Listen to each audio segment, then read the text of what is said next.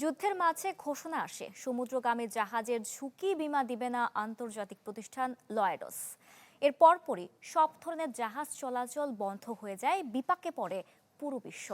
আর এতেই তেল, এলএনজি আর সারের উৎপাদন চাপ সামাল দিতে গিয়ে পরিস্থিতি হয়েছে ভয়াবহ।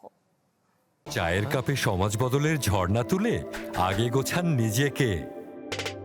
প্রিমিয়াম টাইটানিয়াম আলমিরা, গুছিয়ে ফেলুন জীবনটাকে।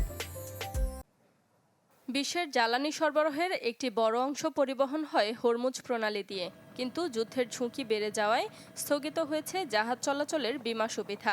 তাই অনেক সুপার ট্যাঙ্কার এই পথে চলাচল বন্ধ করে দিয়েছে।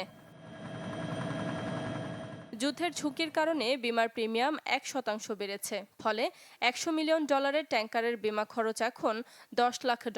ফলে সামরিক অবরোধ ছাড়াই শুধুমাত্র বাণিজ্যিক পণ্যের চালের মারপ্যাচে আটকে গেল পণ্য পরিবহন।